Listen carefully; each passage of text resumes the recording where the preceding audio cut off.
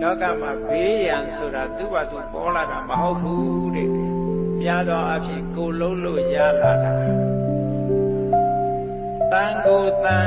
န်ကြီးကတန်ကိုဖြတ်တယ်ဆိုတာလို့ကိုဖြည့်စည်းနေကြတာဒီကနေ့ခေတ်ကြီးလေလောကတဘာဝအလှတွေတောတောင်ရင်းမြေတွေဘယ်သူဖြတ်လူတွေပဲဖြတ်နေတာတဘာဝတောတောင်တွေပြုံးသွားတဲ့အခါကျတော့ဒုက္ခရောက်တာဘယ်သူတွေရောက်လူတွေပဲရောက်တာလူတွေကကိုယ်သိထွင်းကိုတူးနေတာကြီးအမတန်ဆန်းကျဲတဲ့အမတန်ပြင်းထန်တဲ့လက်နဲ့ကြီးတွေဘယ်သူတီးထွင်တာလူတွေကတီးထွင်ပြီးတော့လူတွေပဲဒုက္ခရောက်ဟုတ်ကဲ့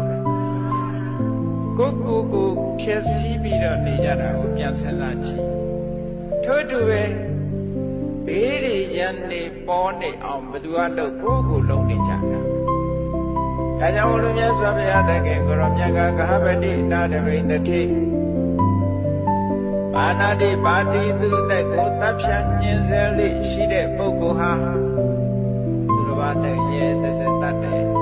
မြတ်တဲ့မရှောင်မိမိကိုတတ်တယ်ဆိုတဲ့နေရာမှာကိုချိုးရှေ့တန်းတင်လောအားကြီးလို့သူများကိုတတ်တကယ်တော့တရားတဲ့အလုပ်မတရားတဲ့အလုပ်လောဟိတပါဏိတဲ့သွေးစွန်းတဲ့လက်ရှိလောကမှာနေစဉ်နဲ့များလူတွေစားဖို့တတ်နေကြတယ်မလို့များလဲစဉ်းစားကြည့်တော့ဒီလိုဆိုလို့ရှိရင်တလောကလုံးတတ်လို့စားရင်ဒီတတ္တဝါတွေမသေးတော့ဘူးလားလို့ဆိုဒီလိုလည်းတွက်လို့မရဘူးလူကအပျော်နေနေလည်းတတ်ချင်တတ်တာဟုတ်ကဲ့ဆင်ကြီးတွေစားတာဆင်ကြီးတွေကိုတတ်နေတာအသားစားဖို့တတ်တာလားအစွဲရောင်းကျင်လို့တတ်တာလားခဲဒါဆိုလို့ရှိရင်တတ်လို့စားရုံနဲ့ဆင်ကြီးကတော့လုံးဝမရှိလွတ်ပါပါဒီပြင်တတ္တဝါတွေလည်းပဲအမွေးလိုခြင်းလို့အသက်ခံရတာရှိတယ်အရေးလိုခြင်းလို့တတ်ခံရတာရှိတယ်ဒီပိစံမေသူဟိညတေကျက်တဲ့တွေအရေးလေးလှမ်းလာလေးအင်ကြီးချုပ်မယ်လက်ပွေးအိတ်ချုပ်မယ်ဟောအသားတော့စားတာမဟုတ်ဘူးနော်ကြားတွေကျက်တဲ့တွေအရေးလေးကလှလို့တတ်ခံ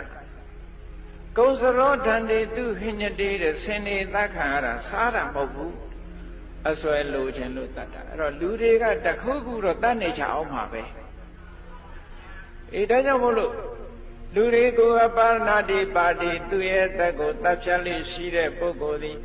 ပါဏာတိပါဒပိစယသူရဲ့အသက်ကိုတပ်ဖြတ်ကျွလွန်မှုဆိုတဲ့ပါဏာတိပါဒအကု